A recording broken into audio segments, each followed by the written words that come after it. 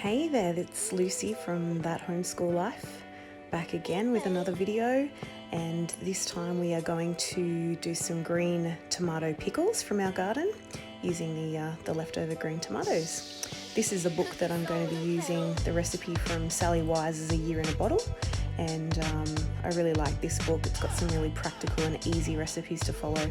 I have used this one in the past in my folder, and I've also used one that calls for easy sauce, and we've done that recently, but this time I'm using one that doesn't have easy sauce.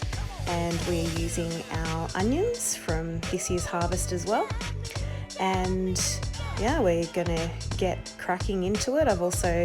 This was made yesterday, so I also had yesterday's dinner on in the slow cooker, and we had some yogurt hanging, to extract the whey in the cheese solids.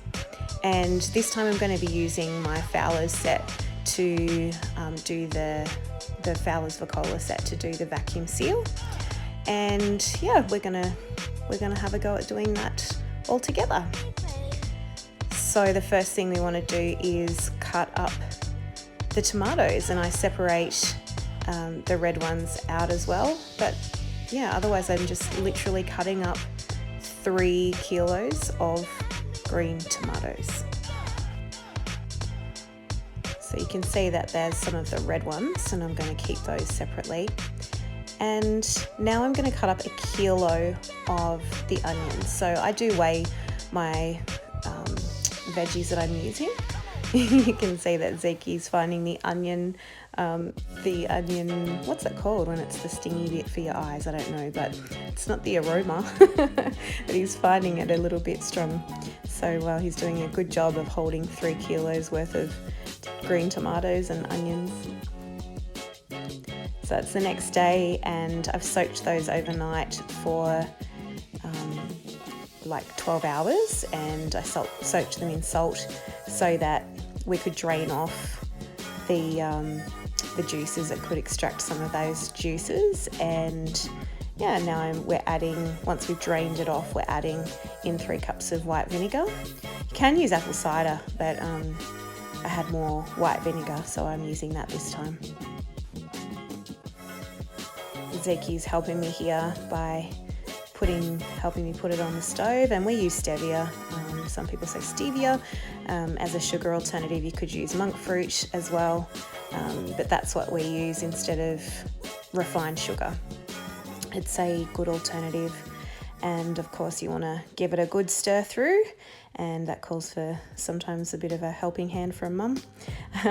But yeah, my kids really do enjoy getting in there, and it's something that they can do to be a part of it. I know it's a lot easier just doing it yourself, but especially since this is a homeschooling channel, it's nice to see ways that kids can join in. So things like stirring and cutting and washing, even washing things like the clips, they can be a part of that process.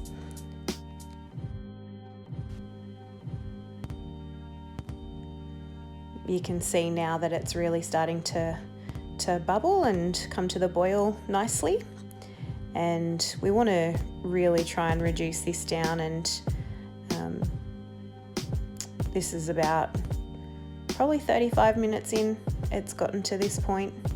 It doesn't take too long once it's on the boil, and you can really do it a lot slower than this. I was running out of time, so I kind of did it a little bit faster than I normally would because we had to go to a pediatrician's appointment for Zeki. But yeah, here we use some mustard and some curry powder to form a paste with about 8 tablespoons of white vinegar in there as well. You can see I'm going to add it here, and yeah, it just makes a nice paste, and then eventually that will go into the pickle mix. So I've just made that and had it sitting there.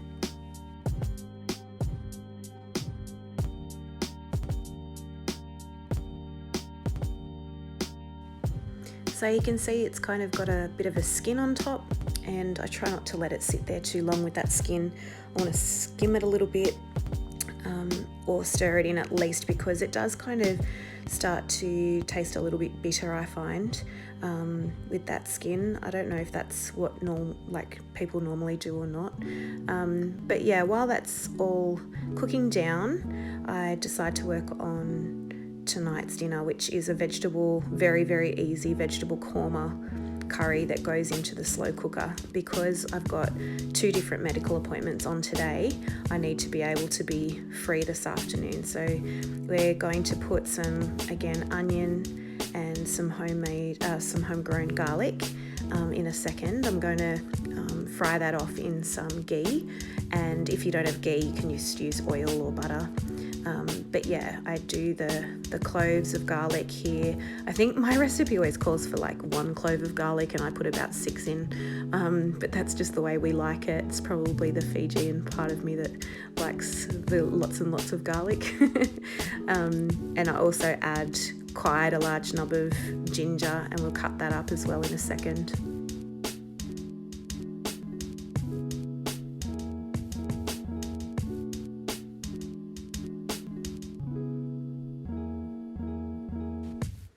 So you can see all of that's added into that ghee, and I'm just frying it all off, and my kitchen's smelling really nice now because we've got the pickles going on in the background, and now I'm going to add some of the spices as well that this recipe calls for. This recipe I found online, and I will link as well to it in the comments box, or whatever you call it, on YouTube. I'm still not very familiar with all these terms, but yep, I'll link it below. And you can see that's what it kind of looks like. I use a really simple stir fry vegetables pack from Aldi, and I also add in peas at the very end. But yeah, in the meantime, it's just basically stock with all of those lovely spices that we cooked off before. Now getting back to the pickles, I've started to put them into the jar. So these hold about 1 kilo or just under 1 kilo each, I think. And I've got my Fowler's Vacola seals and my lids and clips. And I start to spoon that in and pop the seal on. You've just got to make sure that the seal is actually on straight, because if there's any little curves or kinks in the seal, it just won't seal up, and you won't get that vacuum seal, which is what you want after it goes into the water bath. So I've got my gorgeous Mr. 10-year-old helper with me, and like I say, you just really want to make sure that seal goes on well, and of course clean fingers, clean hands, clean lid. Everything has to be nicely cleaned. But the good thing about Fowler's is you don't have to sterilize it, because it actually sterilizes once it's vacuum sealed, once it goes into that water bath and comes out. So as long as everything's nice and clean, and I'd given it a good wash in nice warm water beforehand. And now Zeki's putting it into the bath. I can't fit it up onto my stovetop at the same time, so I just have to kind of pop it down on the floor and do it that way. And I can only put a couple of bottles in at a time, because otherwise it's too heavy to lift off. But you can see it's now up onto the stove, and I've put my water in.